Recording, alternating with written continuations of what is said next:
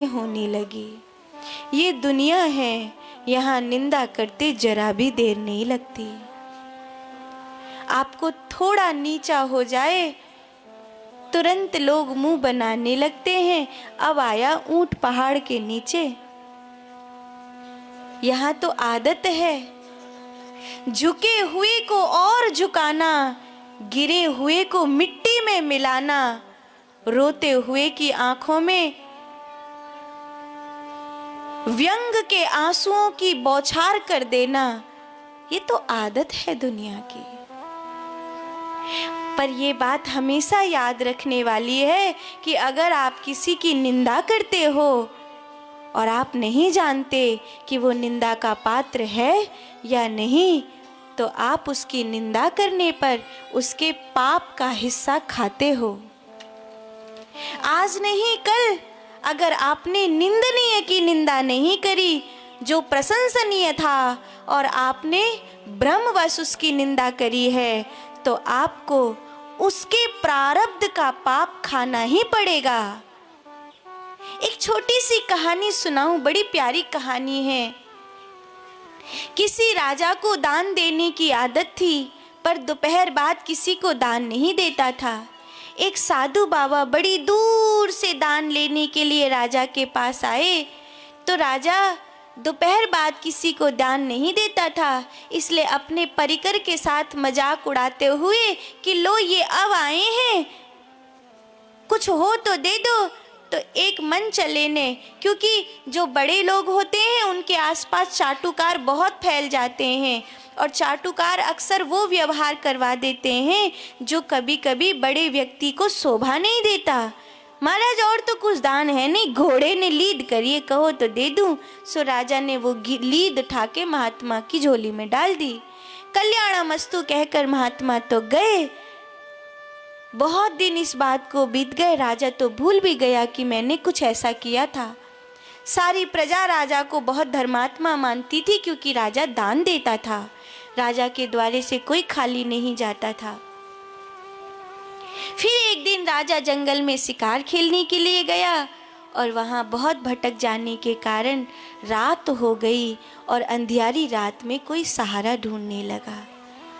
एक झोंपड़ी में जलती हुई लैंटर्न दिखाई दी। दिए की रोशनी के सहारे सहारे राजा वहां पहुंचा और रात्रि में सर छुपाने के लिए शरण मांगी। साधु की कुटिया है, यहाँ जगह कम नहीं पड़ेगी। साधु की कुटिया है, यहाँ जगह कम नहीं पड़ेगी। ये कहकर महात्मा ने राजा को अपनी कुटिया में शरण दी। कई बार होता है घर बहुत बड़े होते हैं लेकिन दिल बहुत छोटे होते हैं, और कई बार ऐसा भी देखा है कि घर भले बड़े नहीं होते पर दिल बहुत बड़े होते हैं। ये गरीब की झोपड़ी है, ये अमीर का महल नहीं है जो जगह कम पड़ जाए। ये गरीब की झोपड़ी है, यहाँ किसी के लिए जगह कम नहीं पड़ेगी। ऐसा कहकर महात्मा ने अपनी रजाई उस राजा को उड़ा दी और रात अतिथि का सम्मान किया। भोर होते ही राजा जाने लगा तो देखा महात्मा की झोंपड़ी के पीछे बहुत घोड़े की लीद पड़ी है। बाबा, आप घोड़े पालते हो क्या? नहीं नहीं भैया, मेरा घोड़ों से क्या लेना देना। तो बाबा, इतनी सारी घोड़े की लीद कहाँ से आई? साधु बाबा बोले, किसी ने दान दी थी, तो दिया हुआ सत्पुरुष को दान बढ़ता है, सो बढ़ रहा है। राजा सन्न रह गया।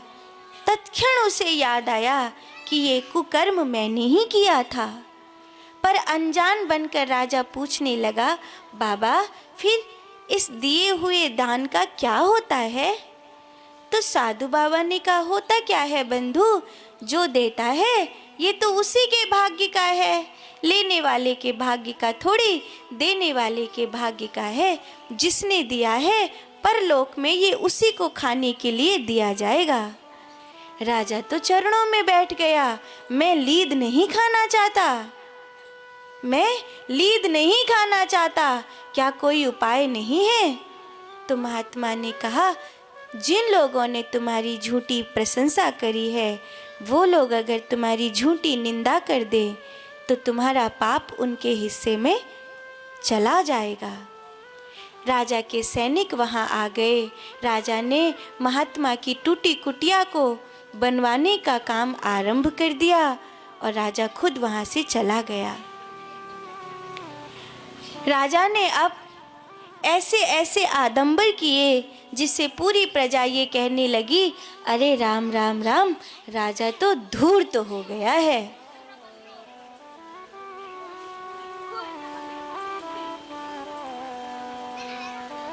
राजा तो धूर्त हो गया है, ऐसा कहकर निंदा करने लगे लोग। कुछ बुराई का आडंबर बनाने में कितनी देर लगती है? अच्छाई देखने में तो शायद किसी को देर लग जाए, बुराई देखने में तो किसी को देर नहीं लगती। सो एक बोतल में रंग मिला के पानी भरा, अरे रे रे रे, राजा तो भ्रष्ट हो गया। लोगों ने कहना शुरू किया। सैनिकों ने खबर पहुंचाई, महाराज लीद घट गई है, पर थोड़ी सी बाकी है, वो नहीं घटी। राजा ने कहा, बाबा ये क्यों नहीं घटी? तो बोले, तुम्हारे राज्य में एक लोहार रहता है, उसने तुम्हारी बुराई नहीं करी, बड़ा भगत आदमी है, वो अगर बुराई करे तो ये लीद उसके हिस्से में चली जाएगी। बुरा सा भेष, फटे टूटे से कपड़े, थोड़ी माटी लगाई, एक झोली लटकाई, डंडा लिया। सांझ के समय द्वार खटखटाया। लोहार भैया बड़े दूर गांव से निकला। इस गांव में घुसते ही लुटेरों ने लूट लिया। अपने घर जाने के लिए 4 पैसे का जुगाड़ करना चाहता हूँ, रात आपके यहाँ कुछ काम मिलेगा? लोहार ने कहा, जरूर मिलेगा। देख भाई, मेरे तो घर लोहा पीटने का काम होता है, लोहा पीटेगा? 20 आना दूंगा। हाँ हाँ पीटूंगा, लोहा पीटूंगा। ऐसा कहकर हथौड़ा पकड़ काम करने बैठ गया। काम करना शुरू। लोहारन, बूढ़ी लोहारन लोहा गर्म कर रही थी। राजा ने बात छेड़ी, क्यों लोहार भैया, सुना है इस राज्य का राजा अच्छा नहीं है, आपका क्या विचार है? लोहार बोला, अब हाल तो आयो तू, अभी तने 2-4 हथौड़ा ठीक ते मारे ना है। अरे पहले लोहा ठंडा है, जागो हथौड़ा मार, हथौड़ा। राजा काम करने लगा। घंटे 2 घंटे, आधी रात लगभग हैवे लगी। राजा फिर बात घुमा के लायो, वैसे लोहार भैया काऊ राज्य को राजा बिगड़ जाए तो पूरी प्रजा को सत्यानाश है जाए, आपका कहो। लोहार बोला, हथौड़ा मार तू, हथौड़ा काम कर। भोर हैवे को आई। राजा फिर बात घुमा के लायो। लोहारन ते बोला, काकी कुआ पे सब मैया कह रही हैं कि बड़ा धूर्त है गयो है राजा। लोहारन बोली कि हाँ कह तो रही ही, पर मोए तो कछु पता ना है, तू जिन्हीं ते पूछ ले। अब लोहार तो बोलो नहीं।